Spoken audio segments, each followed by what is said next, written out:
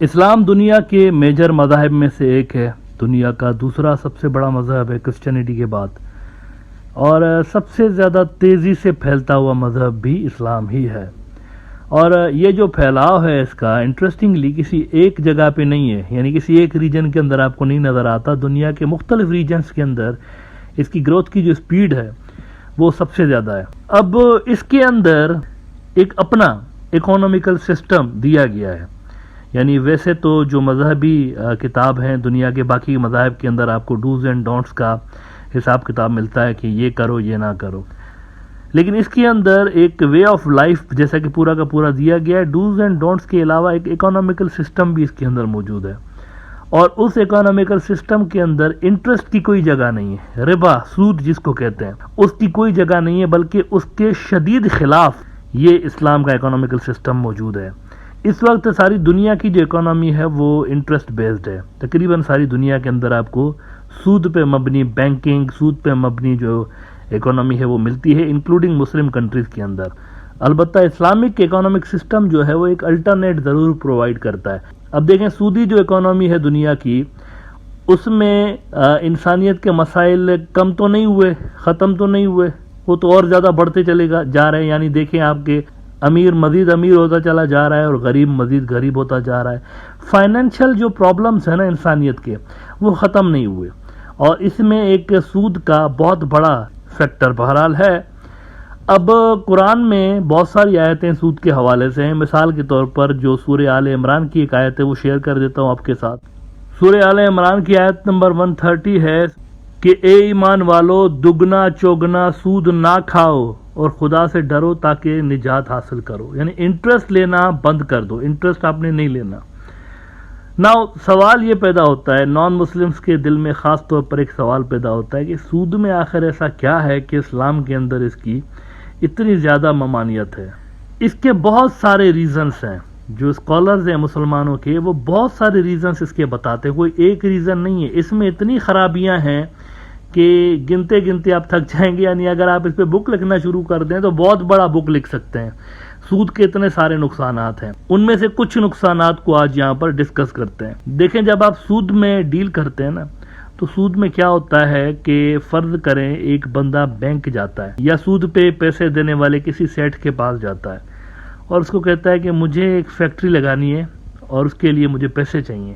اب وہ جو سیٹ ہے وہ اس کو پیسے دے دیتا ہے، اور یہ بندہ چلا جاتا ہے فیلڈ کے اندر، فیکٹری لگاتا ہے ان پیسوں سے، پھر پروڈکشن سٹارٹ کرتا ہے، بندے اپوائنٹ کرتا ہے، سارا کام یہ کرتا ہے. فیکٹری رن کرتی ہے، کچھ سیل ہوتی ہے، اس سیل کا جو پروفٹ ہوتا ہے، اس پروفٹ میں اب یہ بندہ سود بھی واپس کر رہا ہے، انٹرسٹ بھی واپس کر رہا ہے. اس کا مطلب یہ ہوا کہ جس سیٹ نے پیسے دیے ہیں وہ اس کے پروفٹ میں حصے دار بن گیا. اب آتے ہیں دوسرے سیناریو پہ. اس بندے نے پیسے لیے، فیکٹری لگائی، سارا کام اس نے کیا، مزدور ہائر کیے، را مٹیریل لے کر آ گیا، ایفرٹ، انرجی، ٹائم، سارا کچھ اس نے لگایا. سیٹ گھر پہ بیٹھا ہوا، ہاں یہ یاد رہے، وہ جو سیٹ جس نے پیسے دیے وہ گھر پہ بیٹھا آرام کر رہا ہے. اس کو پتا ہے کہ 1 کو مجھے پیسے جو ہے وہ سود سمیت واپس ملیں گے. اب اس نے فیکٹری لگائی لیکن فیکٹری چلی نہیں، نقصان ہو گیا، گھاٹا ہو گیا. اس کے باوجود بھی سیٹ جو ہے وہ 1 کو اس کے گھر پہ آتا ہے اور اس کو کہتا ہے کہ نہیں، تمہارے کاروبار میں نقصان ہو یا گھاٹا ہو یا فائدہ ہو، مجھے کوئی فرق نہیں پڑتا، آئی ڈونٹ کیئر، مجھے میرے پیسے واپس کرو، اور وہ بھی سود سمیت واپس کرو. یعنی اگر وہ یہ پیسے لے کر اور انڈسٹری نہ لگاتا، کاروبار نہ لگاتا اور اپنا ٹائم نہ دیتا، اپنی انرجی نہ دیتا، سارا کچھ اس نے کیا ہے، اسی نے اس پیسے سے پروفٹ جنریٹ کیا ہے، تو پروفٹ میں تو شیئر ہولڈر بن جاتے ہیں وہ جو لون دینے والے، لیکن لاس جب پڑتا ہے تو لاس میں شیئر ہولڈر نہیں بنتے. حالانکہ وہ تو سلیپنگ پارٹنرز ہیں نا، وہ تو کچھ کر ہی نہیں رہے، سارا کچھ تو یہ کر رہے ہیں. اس پیسے کو بڑھا تو یہ رہا ہے نا، سود بڑھا کے دیتے ہیں نا، تو پیسے کو بڑھا تو سود لینے والا رہا ہے.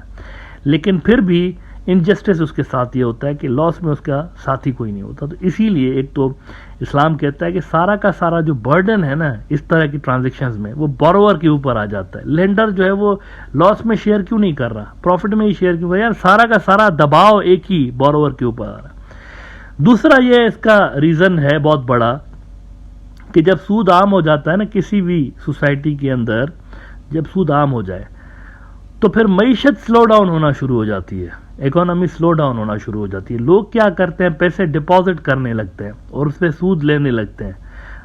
جس کے پاس رکھتے ہیں، کسی بینک میں رکھ دیا تو سود لینے لگتے ہیں اس سے. تو اس سے پھر یہ ہوگا کہ جب ہر کوئی پیسے پارک کرنے لگے گا تو انویسٹ کون کرے گا؟ ملک کے اندر جب انویسٹمنٹس نہیں ہوں گی تو انڈسٹریز کیسے لگیں گی، اور یہ جو اکانومک سائیکل ہے وہ کیسے چلے گا؟ ساروں کے پیسے پارک کر کے بیٹھے ہوئے ہیں آپ، پیسے پہ پیسہ کمائے جا رہے ہیں. تو اس پہ جو اکانومک جو ڈیولپمنٹ ہے اس کی شرح سلو ڈاؤن ہونا شروع ہو جاتی ہے. جو اکانومک ایکٹیویٹیز ہیں ملک کے اندر وہ سلو ڈاؤن ہونا شروع ہو جاتی ہیں. تیسرا اس کا بہت بڑا ریزن یہ ہے کہ یہ جو سودی نظام ہوتا ہے نا، اس میں الٹیمیٹ جو نقصان ہوتا ہے وہ فائنل بارور کے اوپر ہوتا ہے. مثال کے طور پر ایک بینک نے سینٹرل بینک سے لون لیا 20% انٹرسٹ ریٹ پہ، پھر آگے سینٹرل بینک نے کسی اور کمپنی کو لون دیا 25% پروفٹ پہ، اور پھر اس کمپنی نے آگے کسی اور انڈیویجول کو لون دیا 30% پروفٹ پہ. اب جب وہ انڈیویجول بیچارہ کمائے گا اس لون کے پیسے کو لگا کے، تب وہ اس آرگنائزیشن کے پیسے بھی ریکور کرے گا، بینک کے پیسے بھی ریکور کرے گا، سینٹرل بینک کے بھی پیسے ریکور کرے گا. ساروں کا پیسہ ریکور ہونا ہے اس فائنل بارور سے. باقی جو بیچ میں ہے وہ غیر ضروری ہے، اصل میں وہ ایسے ہی بس مفت کا کھا رہے ہیں. تو سارا کا سارا جو ملبہ آ رہا ہے، سارا کا سارا جو رسک ٹرانسفر ہو رہا ہے وہ فائنل بارور کے اوپر ٹرانسفر ہو رہا ہے. اصل میں یہ بھی نہیں ہونا چاہیے.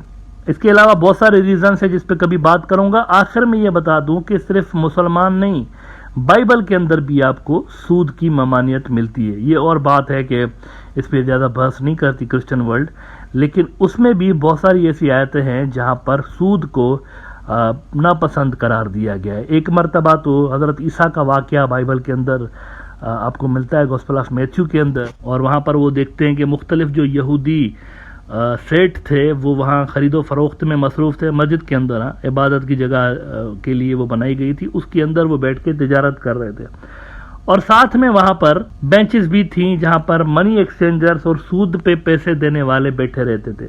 تو عیسیٰ علیہ السلام نے ان کی بینچز کو اٹھا کے مسجد سے باہر پھینک دیا تھا اور ان کو برا بھلا کہا تھا کہ یہ جو مسجد ہے یہ تو اللہ کا گھر ہے، یہ تو اسی لیے بنائی گئی تھی، تم لوگوں نے تو اس کو روبرز کا اور ٹھگوں کا اڈا بنا کے رکھا ہوا. یعنی وہ جو سود دے رہے تھے ان کو انہوں نے ٹھگ کے نام سے کہا کہ یہ ٹھگ ہوتے ہیں، یہ سود پہ پیسے دیتے ہیں وہ روبرز ہوتے ہیں. بائبل کی ذرا یہ آیت آخر میں ملاحظہ فرمائیں کہ Jesus entered the temple courts and drove out all who were buying and selling their.